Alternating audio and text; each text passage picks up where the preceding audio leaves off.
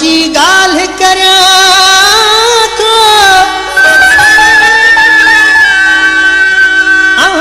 जी गाल्हि करियां थो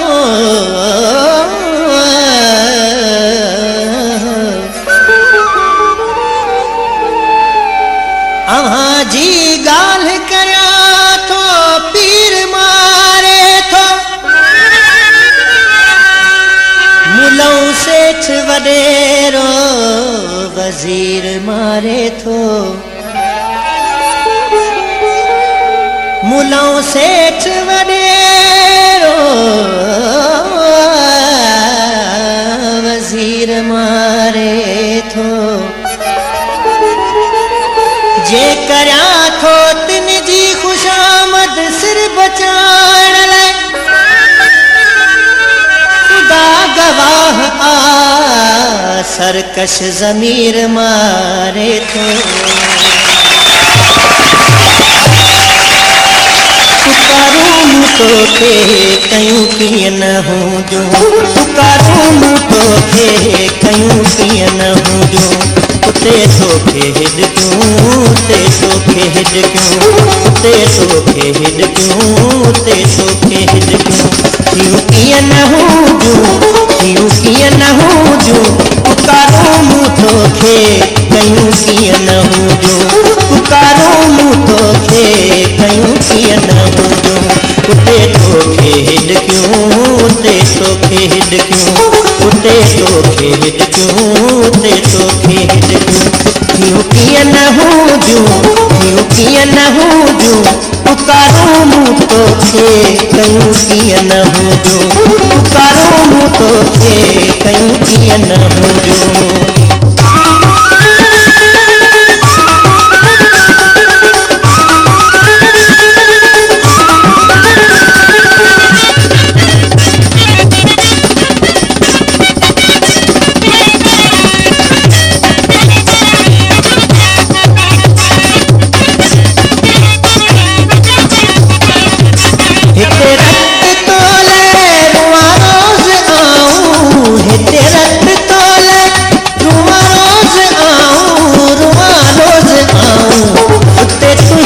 अखियूं भिनियूं कीअं न हुजूं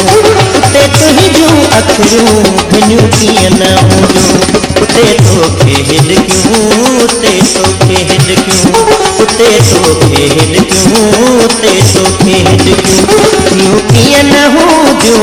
थियूं कीअं न हुजूं पुकारूं तोखे कयूं कीअं न हुजूं पुकारूं तोखे कयूं कीअं न हुजूं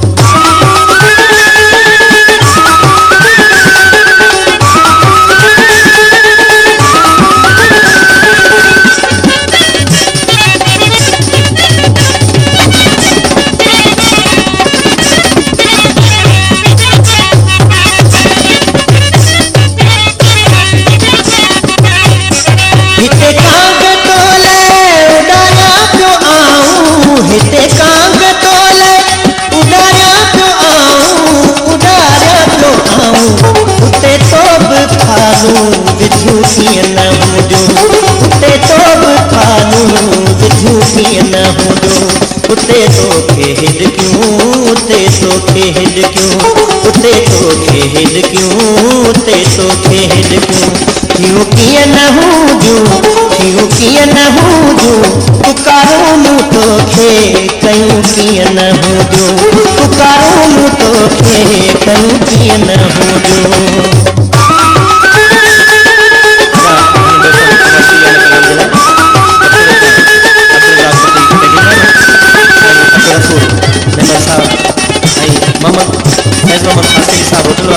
मोहम्मद रफ़ी खजी होटल वारो मास्टर खमीसो खालिद साहब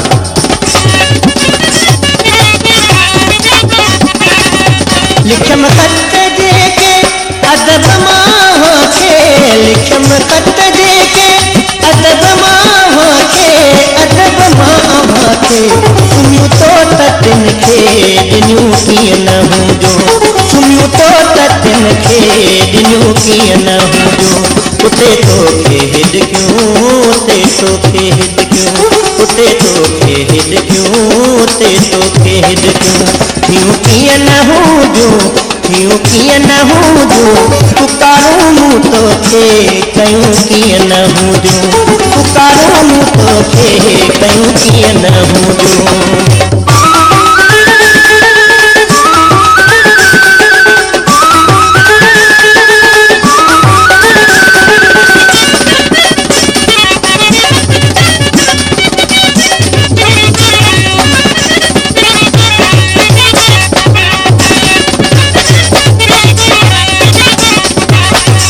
गणियों तुंहिंजूं ॻाल्हियूं सर्वेच सुध के गणियों तुंहिंजूं ॻाल्हियूं सर्वेच सुध के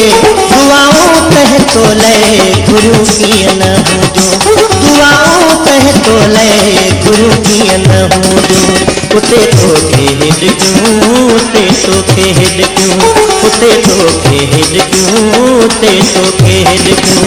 यूं कीअं न हुजूं यूं कीअं न हुजूं पुकारूं मूं तोखे कयूं कीअं न हुजूं पुकारूं मूं तोखे कयूं कीअं न हुजूं उते तोखे हिॾियूं उते तोखे हिॾियूं उते तोखे हिॾियूं उते तोखे हिॾियूं यूं कीअं न हुजूं यूं कीअं न हुजूं पुकारूं मूं तोखे कयूं कीअं न हुजूं पुकारूं मूं तोखे कयूं कीअं न हुजूं